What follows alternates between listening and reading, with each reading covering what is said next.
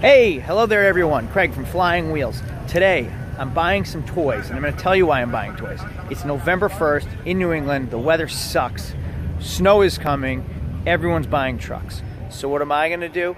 I want to buy some toys at the auction, bring them down to Florida. It'll give me an excuse to get down to Florida for a weekend or during the week, sell them at auction down there, maybe flip some cars, make some money, and get a little trip out of it too, all of which is a business expense. That's the perk of being in this business. So there's a bunch of Corvettes. There's a Mustang GT coming through. There's a Nissan 370Z. I'm going to check them all out. Here's the problem.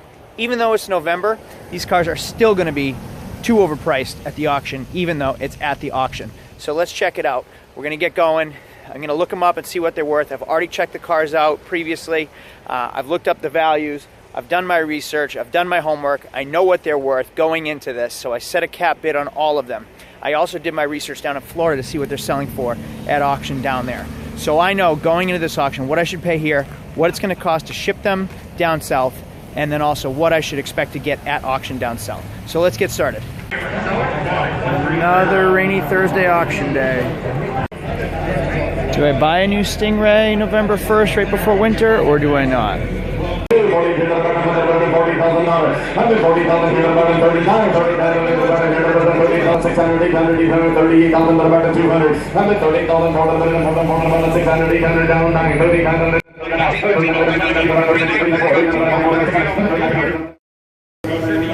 I stopped at 36,000. It's still going at 39,000.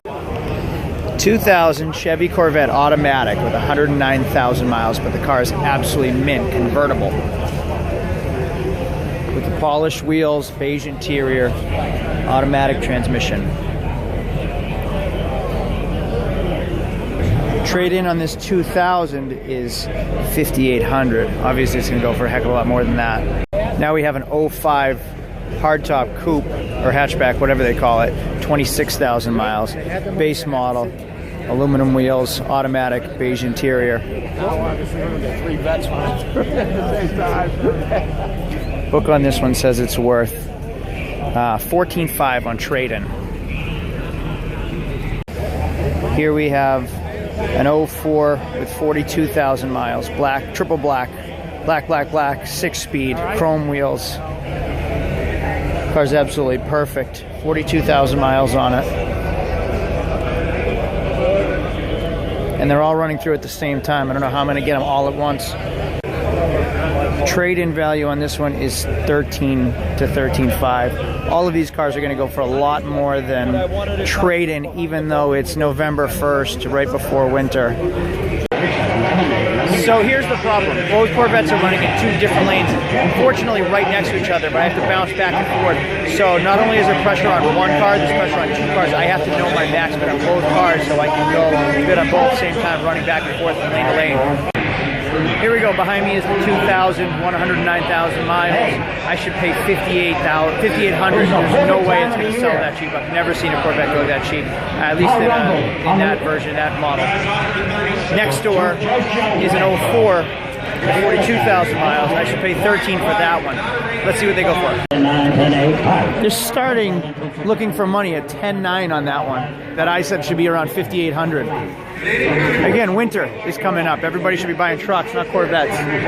Now over here is the 04 with 42,000 miles. $7,800, so it's $2,000 higher than I wanted to spend on it, but that's probably realistic money. Now it's at $8,200.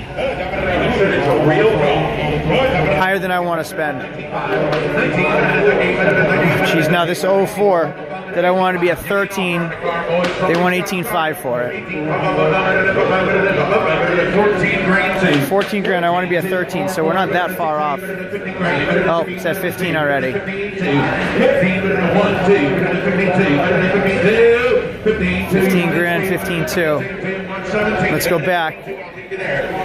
Now we're at the 05 with 26,000 miles. That should be around $14,500, but I just saw that 04 go for that price. The 04 go for a hell of a lot more than that, actually. They started looking for money at $20,000, 19 no bids, 17, 16,000. So we're close. I wanted to start at 14, or I wanted to stop at 14. They are starting at 15.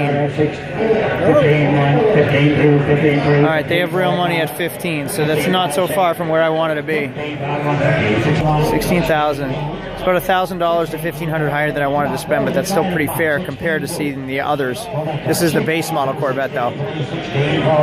16.4. The money's still going at 16.4. That last Corvette sold for over 17 grand, which is $3,000 higher than I was expecting to pay on my high bid. Today was a fail. Once again, like I expected, Corvette's way overpriced at the auction. I'm going to give you guys a hint though, a tip.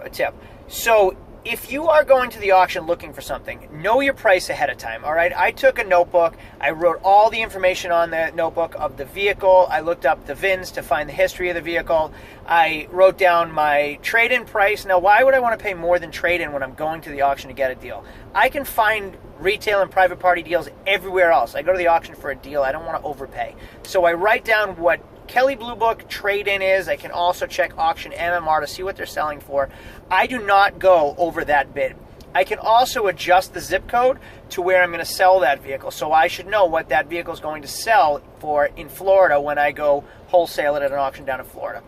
I can also go on the auction websites, see what things are selling for in Florida versus New England. That way I can compare prices that way.